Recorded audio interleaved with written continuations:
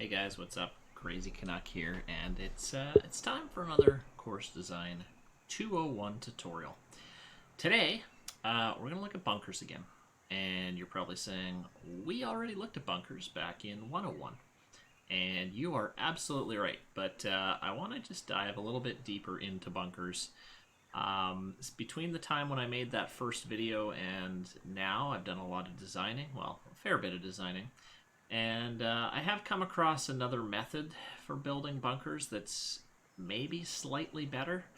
So I'm going to kind of go through and show you kind of this new method, and then I'm going to kind of show you how to create some shapes in the bunkers, and then how to create maybe some more complex bunkers, like bunkers with a little bit of elevation to them, things like that.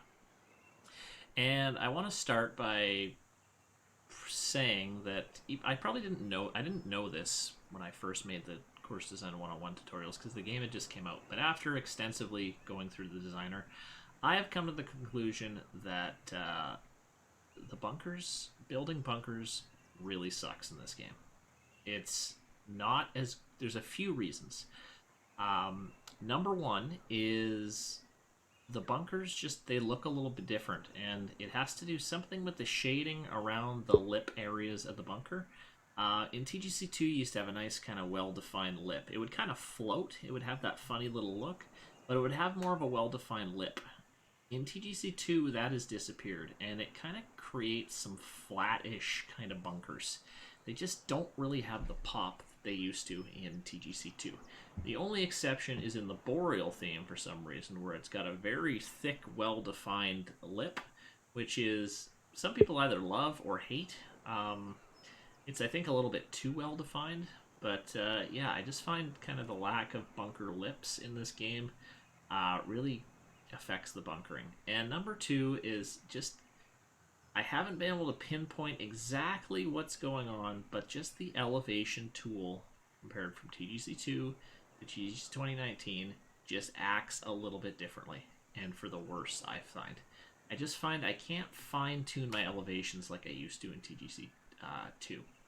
I don't know what that is, but maybe it's just my lack of experience with the designer in 2019, but I really struggle with it. And in the end, my bunkers, I find, are definitely not as good as they were in the last game. I mean, this is, of course, I don't know if I'm going to finish or not. I built kind of a hole here a few days ago, and I don't know if I'm going to go on with this or not. But anyway, I mean, just looking at these bunkers, I mean, they're all right, but if you look closely, I mean, I've kind of got them built on a hill, which is a challenge. We'll kind of talk about that a little bit later.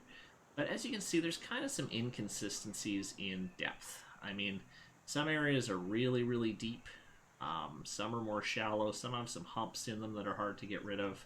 And I don't know if that has to do with just chaining the shapes together or what, but I really struggle with kind of more complex bunker shapes like this. But yeah, we'll get to that later.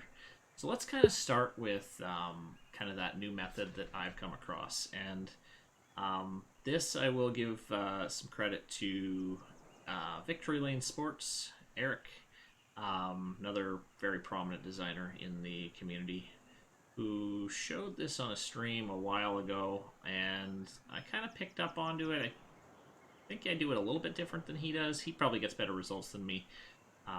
But I'm kind of going to show you how it kind of goes, it's kind of the opposite of what I showed you in the course design 101, but it still for some reason gets the same effect. So anyway, to build a bunker, yeah, it's a pain. So I'm going to start by just flattening some area.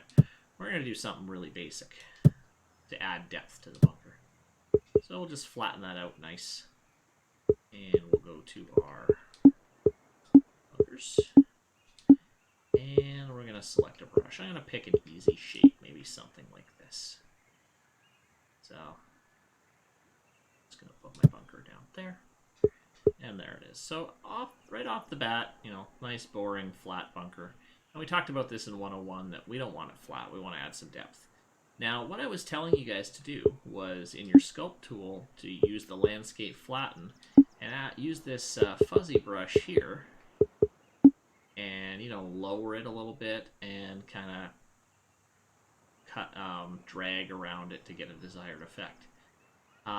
What's actually funny is instead of setting your height to the negative, First of all, we're gonna select a new brush. I find a brush that works better is actually on the first page here. This brush right here, that third one in the first row. So kind of get it down fairly small, and instead of lowering it, we're actually going to raise it. Raise it about 2 or 3 inches. And what you're going to do is I'm not going to really click and drag the whole way. I'm just going to kind of go do different parts here. So I'm just going to do little bits at a time. As you can see, even though I'm hitting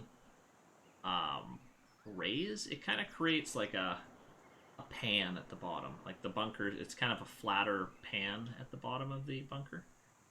So as you can see, even though I'm hitting raise, I'm still creating some depth to my bunker. And I am finding that this is getting me some much more consistent results.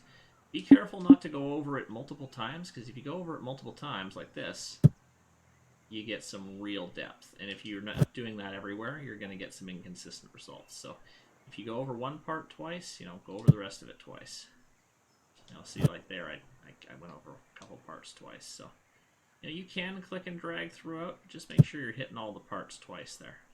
So that's kind of 2 passes, and that's already, maybe a little bit deep for me, but that's not too bad. So I do that, and then I'd go to flatten again, same brush, and yeah, I'd probably raise it up 3 or 4 feet, make it a little bit smaller, and just go along the outer lip of the bunker just to kind of create an illusion, a bit more of an illusion of a lip. Kind of like that. And that just raises the back lip up a little bit.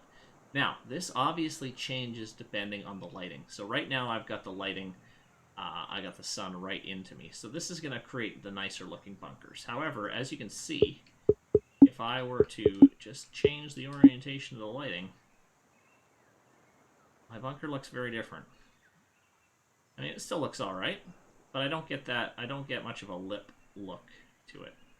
Whereas if I have it on my original one, which is kind of like that, the shadows kind of create a little bit more of a defined effect. But obviously you're going to run into, those kind of problems depending on your lighting and things like that. So, you have a flat bunker like that, and then I think once you've done the sculpting in the bunker, then you kind of start raising up edges. So I go to my landscape raise, pick my fuzzy brush. Maybe I want to plop the back end up a little bit. And this shouldn't really affect the sculpting in your bunker that you've done. Let's say that I kind of wanted to raise it up like that. Maybe drop this edge down. Something like that. There, you got a little bit more of a well-defined bunker, which is a little bit deeper than I would like for a fairway bunker, but you guys kind of get the picture. So yeah, that's kind of how to create more of a simple bunker. But let's say maybe we wanted to create, something along the hill here. You can go about this 2 methods. First of all, these kind of, if you look at this green right now, I've kind of built. I feel like it's screaming for a bunker kind of right in here. I think that would be good. You can go about it 2 methods. You can either flatten the whole area beside it and do the same method we just did, which I kind of recommend. I think we're gonna do that actually. I've been kind of playing around with a couple different methods, but we're gonna make that flat, and then we can do we can add some elevation to it a little bit later. So flatten it, and then when it comes to creating shapes, obviously we want to create something more exciting than these stock bunker shapes. You can get away with these stock bunker shapes every here and there, but do too many of those, and you start creating kind of a cookie cutter look to your course, which you want to avoid. Like, see, my bunkers they've got a little bit of definition to them, or not definition. They got a little bit of, I don't know. They're interesting, I think. And believe it or not, I'm actually using one brush here. That's just one repeated brush in kind of different orientations, different sizes, things like that. And your bunker shapes all depend on the kind of course you're wanting. Like, this is going to be kind of a rugged course, so I'm kind of going to be looking at more bunkers like this. These kind of bunkers, nice, smooth, even, perfect. These are for more your parkland, your kind of more realistic courses.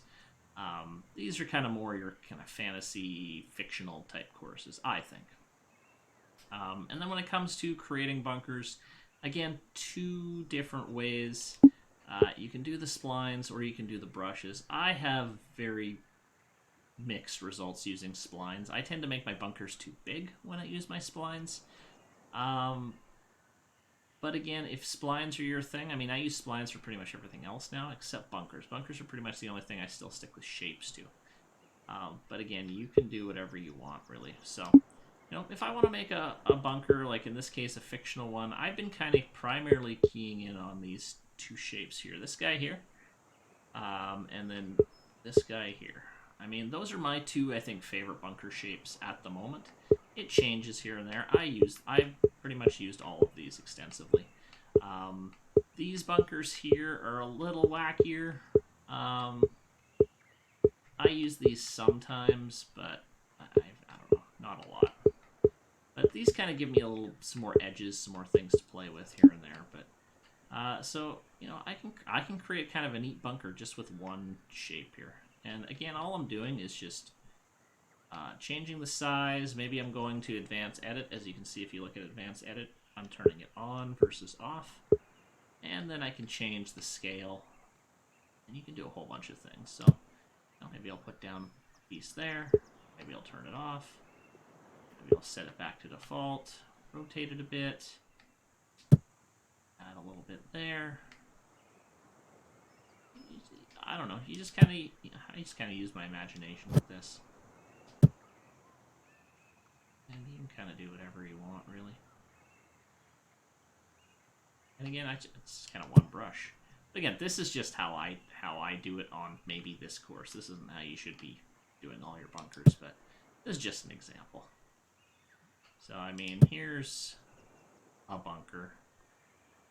Would I use it? Probably not, but anyway, just to highlight kind of what I want to do. So as you can see, it's kind of right now not overly flat, so let's flatten it out a bit more.